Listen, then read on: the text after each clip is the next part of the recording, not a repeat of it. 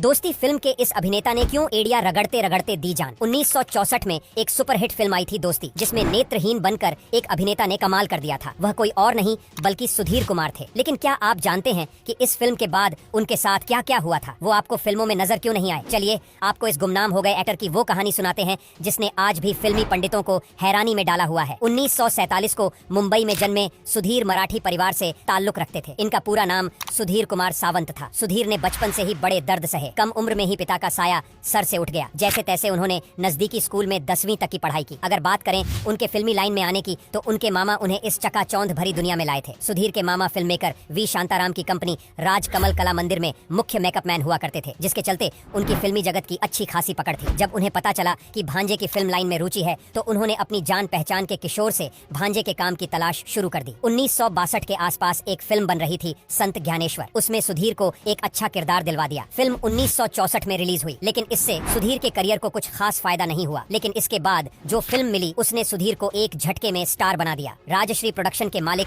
ताराचंद बड़जात्या 1959 की एक बंगाली फिल्म के रीमेक बनाने के बारे में सोच रहे थे। 1963 में वो 17 से 18 साल के दो युवकों की तलाश में थे। मामा के कहने पर सुधीर भी ऑडिशन देने पहुंच गए। कैमरा टेस्ट में ताराचंद ने उन्हें एक बार में ही पसंद कर लिया और उन्हें फिल्म में नेत्रहीन युवक का सबसे अहम किरदार मिल गया। यह फिल्म 1964 में रिलीज हुई थी। दोस्ती फिल्म की कहानी से लेकर संगीत सब कुछ हिट हो गया। बड़े बड़े स्टार्स के बीच में दोनों लड़के भी स्टार बनकर उभर आए। इससे सुधीर कुमार को सबसे ज्यादा फायदा हुआ। फिल्म मेकर अपनी फिल्में लेकर उनके आगे पीछे घूमने लगे, लेकिन उन्हें सबको मना करना पड़ा और फिर एक बेवकूफी ने उनका पूरा करियर तबाह कर दिया। दरअसल ये बात थी, राजश्री प्रोडक्शन के मालिक ताराचंद बड़जात्या ने उन्हें 300 महीने की पगार पर रख लिया था, जो उन दिनों एक बहुत बड़ी रकम हुआ करती थी। इसके साथ उन्हें एक कॉन्ट्रैक्ट भी साइन करवा लिया था, जिसमें लिखा था कि अगले 3 साल तक सुधीर किसी भी फिल्म मेकर के साथ काम नहीं कर सकते। अगर ऐसा हुआ तो उन्हें भारी हर्जाना देना होगा। सुधीर कुमार की ये गलती इतनी भारी पड़ गई कि वो धीरे धीरे फिल्मों से गुमनाम हो गए। हुआ ये था कि दोस्ती फिल्म की कामयाबी के बाद फिल्म मेकर सुधीर और सुशील को लेकर एक फिल्म बनाने की तैयारी कर रहे थे। कहानी भी पूरी लिखी जा चुकी थी,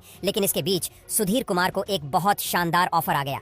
ये ऑफर उस दौर की मद्रास की प्रतिष्ठित कंपनी एवीएम की ओर से आया था। इसके लिए सुधीर को मोटी रकम ऑफर की गई थी। इस फिल्म में बलराज साहनी, मोहन कृष्ण और निरूपा राय जैसे दिग्गज एक्टर थे। एक तो मोटा पैसा और दूसरा एक महत्वपूर्ण किरदार, ऊपर से बड़े बड़े अभिनेताओं के साथ काम करने का मौका। इन सब के चलते सुधीर ने गलत कदम उठा लिया और उन्हें वो ऑफर मिलते ही राजश्री प्रोडक्शन वालों के पास गए और कॉन्ट्रैक्ट तोड़ने का ऐलान कर दिया। उन्होंने पूरा हर्जाना भी भर दिया और समझौता तोड़कर एवीएम कंपनी से जुड़ गए। सुधीर के फैसले से ताराचंद को बड़ा झटका लगा और उनकी अगली फिल्म की योजना पर पानी फिर गया, जिस वजह से वो नाराज हो गए और दूसरे अभिनेता सुशील का कॉन्ट्रैक्ट भी रद्द कर दिया। साल 1966 में लाडला फिल्म रिलीज हुई। फिल्म सफल तो हुई, लेकिन सारा क्रेडिट बलराज साहनी उड़ा ले गए। इसके बाद सुधीर को बस एक और फिल्म मिली जितेंद्र और संजीव कुमार के साथ, जिसमें उन्होंने संजीव कुमार के भाई का किरदार मिला था। फिल्म में संजीव कुमार और जितेंद्र इतने हावी थे कि उनमें सुधीर कहीं खो गए थे। राजश्री प्रोडक्शन से कॉन्ट्रैक्ट तोड़कर उनसे पंगा लेना सुधीर को भारी पड़ गया था। दोस्ती फिल्म से स्टार बना ये एक्टर काम के लिए दर दर भटकने लगा। बाद में वो इक्का दुक्का मराठी फिल्मों में नजर आए और उसके बाद वो हमेशा के लिए गुमनाम हो गए। पर्सनल लाइफ की बात करें